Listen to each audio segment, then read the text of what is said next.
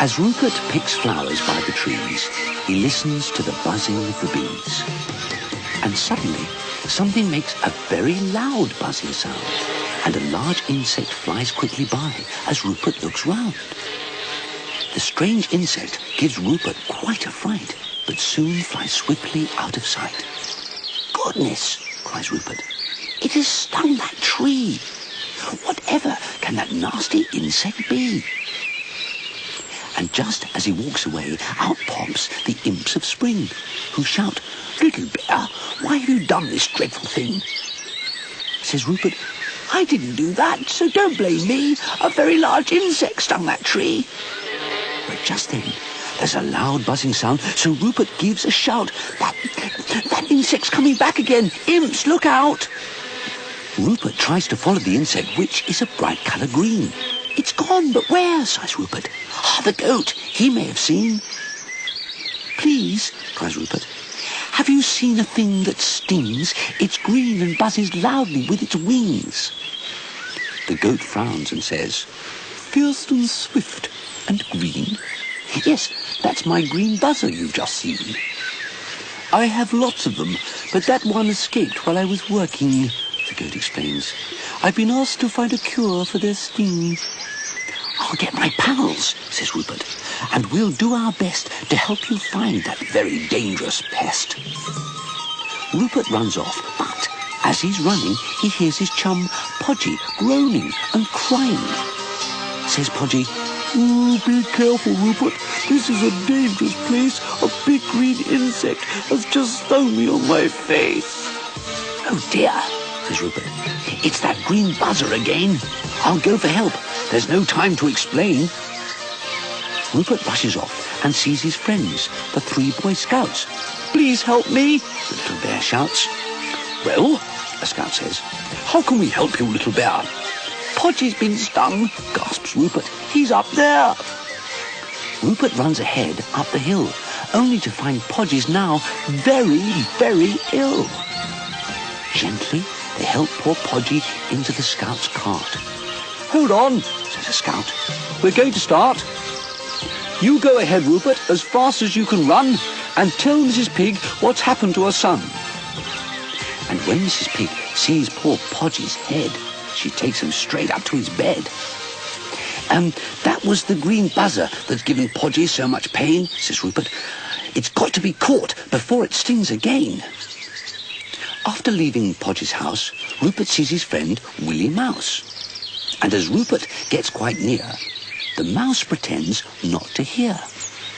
Suddenly, Willie turns round and goes, snap, before Rupert's eyes. It makes our little bear jump back in great surprise. "It snaps its mouth closed," says Willie. "Have a go." "I will," says Rupert, "but there's something you must know. Watch out, Willie, for a big green buzzing thing. It's already stung Podgy with its very dangerous sting." "Oh, look," cries Rupert. "There's Edward. I must warn him too." Says Willie Mouse, "Hang on, Rupert. I'll come with you." And as they run to Edward, the green buzzer whizzes past. "My word," gasps Rupert. "That insect really does fly fast." "Watch out, Edward," cries Rupert. "That green thing. It can give a very painful sting." "That's it," whispers Rupert. "Keep very still and calm. It's landing on your cap. It won't do you any harm. Willie Mouse's paper snapper has given me an idea. Now don't move a muscle, or you could be stung, I fear." Rupert raises the paper snapper towards Edward's cap, gives a little jump and grabs the green buzzer with a snap. "Hooray! I've got it! What a fright!" Rupert shouts as he holds the paper snapper tight. "Run, Edward, and bring the wise goat here. There's no doubt," says Rupert, "that this angry insect will soon get out." The imps of spring come crowding round when they hear the green buzzer's furious sound. "Let us tie the snapper for you, little bear, so that dreadful insect can't get out of there." "These strong thin roots should do the trick," say the imps. "Once we've done this, we'll tie it to a stick." Willie Mouse cries, "Rupert, if you don't mind, I would prefer to follow well behind." Just then, Edward and the wise goat appear. "Oh, that's good," says Rupert with a cheer. The goat looks at the snapper and says, "Well, I declare, you've caught it.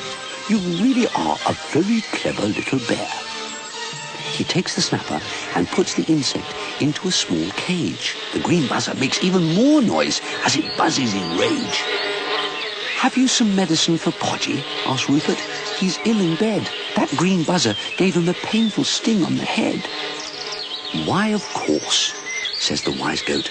Now Edward and Willie Mouse go and tell Mrs. Pig Rupert's bringing medicine to her house. And as Edward and Willie run off obediently, the wise goat says, "Rupert, please follow me." Inside the wise goat's laboratory, Rupert can't believe his eyes. "You've got lots of green buzzers," Rupert says in surprise. "Ah, yes," says the goat. "With these buzzers, I was able to make this cure for their sting, which your friend Podgy can take." With the medicine, Rupert runs. "I'm glad you're here," calls Mrs. Pig. "My poor Podgy's very ill, I fear." "Cheer up, Podgy," cries Rupert. "You soon won't be in pain anymore. This medicine from the wise goat will cure you, I'm sure." And very quickly, the wise goat's medicine makes Podgy better. Rupert and Mrs. Pig sigh with relief. They couldn't be happier. Later, Rupert goes and shows the medicine to the imps of spring. "If the buzzers stung other trees," he says, "this will cure the sting."